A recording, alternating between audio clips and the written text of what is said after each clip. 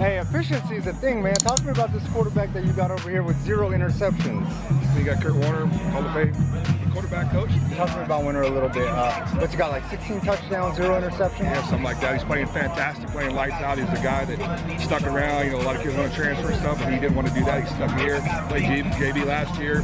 Got better, won the job this year. He's just playing fantastic. I can't stand up with how proud I am about Matt Winter right now. I got to talk about Millick a little bit, man. The Grand Canyon State Gridiron Club Medal Award winner for Week 7 for his performances and stuff like that. Talk to me about, you know, how he's been all season.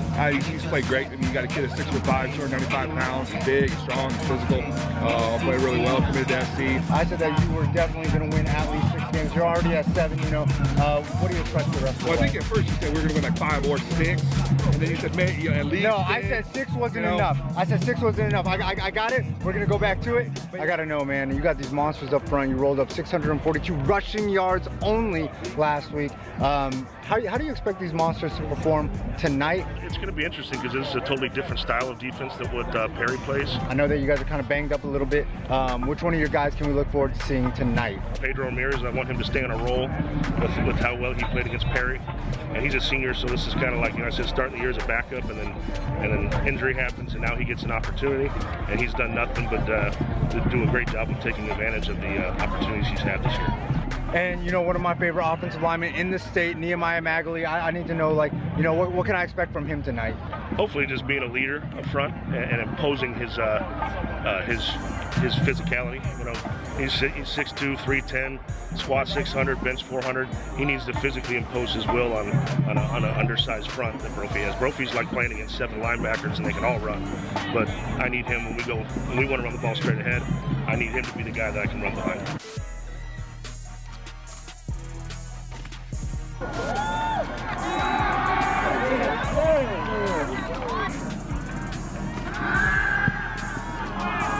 Go ahead, Jay. There you go.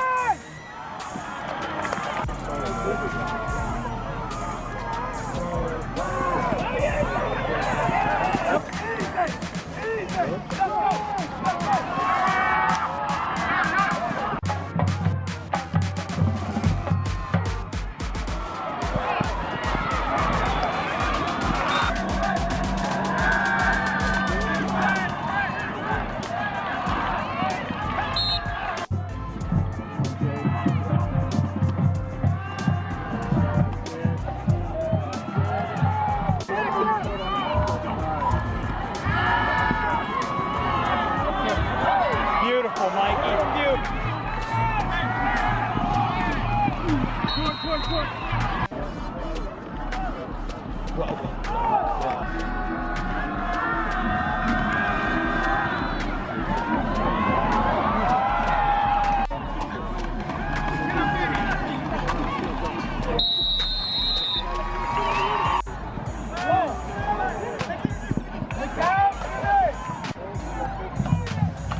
Oh!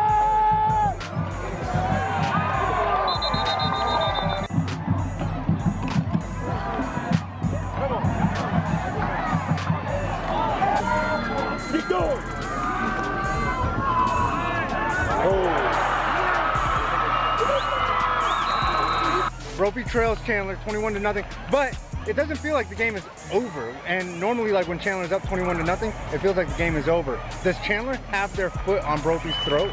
Not yet, but they will. I mean, they're controlling the tempo. They're controlling field position, and although it's 21-0, it could easily be 28 or 35-0 right now. But you know what's crazy? You say that, but I really feel like Coach Jewell is baiting Coach Garrettson in this chess match. Here, I'm gonna give you a couple of these pawns. I'm gonna give you my rook, but I'm waiting to snatch your queen. Maybe. It's hard for me to say, okay, they're going to be able to score 3 touchdowns in the second half while holding Chandler's offense to 0 points. I don't know if the goal is score 3 touchdowns. I think it's scored maybe 1, maybe 2 touchdowns. Okay. You know what I'm saying? Just keep pace, learn some things from this game, and move on to the next week. So is a 1-loss Brophy team still an Open 8 team? I gotta say yes. If your 1 loss is to Chandler, I gotta say yes. I tend to agree, especially if it's a close second half.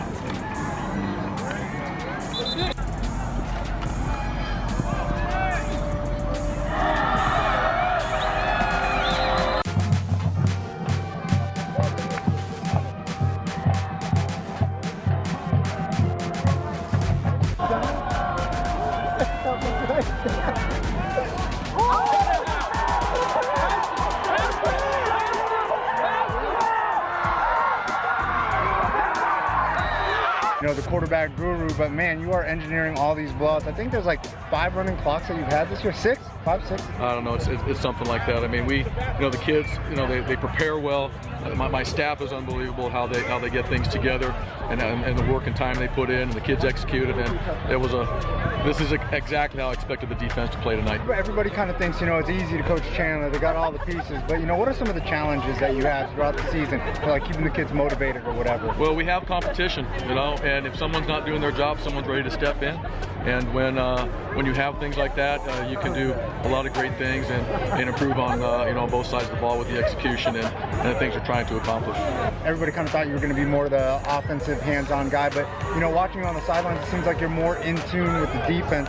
Well, I let the defense do their own thing. I'm involved with the offense. I'm an offensive guy, but obviously I got understanding what the defense is doing, what we want to accomplish. But Andrew and Roger and Russ and Ki and Coach Vaught, They're the guys that orchestrate all that and do a great job, and they got the performance they got tonight out of the kids. What can we expect the rest of the way? I mean, obviously, is it just going to be Chandler football, more blowouts? And I don't know, man. We just show up where they tell us to show up, and kids play hard. And it's a lot on the road. You guys are the road warriors. We are the road warriors, no doubt. And this Brophy team, undefeated at the time, but you guys came in here and put the smack down over at Phoenix College. What were some of the challenges going into the week? I mean, they're a disciplined team. They're a really good team, really disciplined team. We just had to focus on ourselves, like we do every year. When you were going trick-or-treating and stuff like that, to secure your bag, what candy were you looking for? Crunch bars. Hey, recently I saw you up at U of A taking the pictures and stuff on the recruiting trip. How's your trip up there? What did you like about the school? I like the coaches. They welcome. They're great people. They run a great program, and I love it. Any of the recruits that that you saw up there that you were like, oh man, I could see myself pairing up with them in the future? Trace and Bourget. Obviously part of that Tucson Turf elite. Also, I know you're at ASU a lot at a lot of the home games and stuff like that. What about that coaching staff do you love so much? Great people.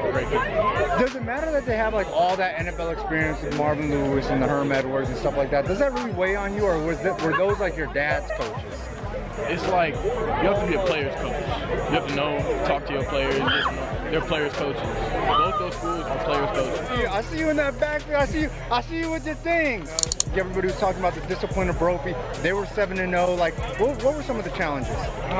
Just talking about how a good team they were, just discipline. So our coaches really hold in this week, just be disciplined, just do us, get back to our old ways, how we used to play football. And that definitely showed out here tonight. We came out here, came together, gave 102%, and just look at the outcome. We came out here with the W. You were on that quarterback. You were like his jersey. Yes, sir.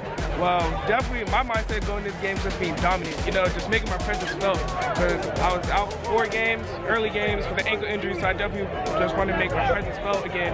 I just came out here and sorted that dominance and make sure my name was heard. Clearly your name's being heard. I know you got this great relationship over there at ASU, Coach Kane, Coach Pierce, all those guys. Sure. What do you love about that coaching staff so much? ASU is definitely building a special place. You see all the talent that they're getting from the East Coast, West Coast. They're definitely building something special over there. The coaches, probably some of the best coaches in the nation. They keep it real with you, and I really like it, what they got going over there. All right, I got to know, what's your favorite scary movie since it's Halloween time? And what movie are you looking forward to seeing? Favorite Hollywood, probably Conjuring. I'll go with The Conjuring. I like that scary stuff based on the true story stuff. Oh, no, I'm cool, man. Yeah. I'm cool. And what are you looking forward to? One of these clown movies? Is it It? Is it, what's that, Wrinkles or whatever? I did want to go see The Joker. What impressed you about this team? I know you know some of the ins and outs of this team. Definitely their running game definitely improved. I feel like just with the power of Eli and Day-Day, it's definitely gonna be a one for the books when we play them. For sure. All right, man. What's it like playing with Keely Ringo and Jacoby and all them? Man, it's special. It's special to play with them and learn from them, and definitely just realize that hey, these guys are gonna be playing big time on Saturdays and Sundays, especially. So it's gonna be really. I need to know what's your favorite class or who's your favorite teacher, because I know you made the transition to a new school. I mean, my science class, he's really chill. He be chilling with right after football, so he knows how we all come here. Hey, y'all already know I got my guy over here, Zach Elvira, Mr. I'm gonna break this story wide open, and we are gonna be doing the wing test between native New Yorker in Desert Vistas territory and ATL Wings, which is in Mountain Points territory. I'm super excited. What do you think? Oh, I love wings, so I mean it's gonna be a good night, that's for sure. All right, I'm gonna check back in. I'm gonna let y'all know what it is.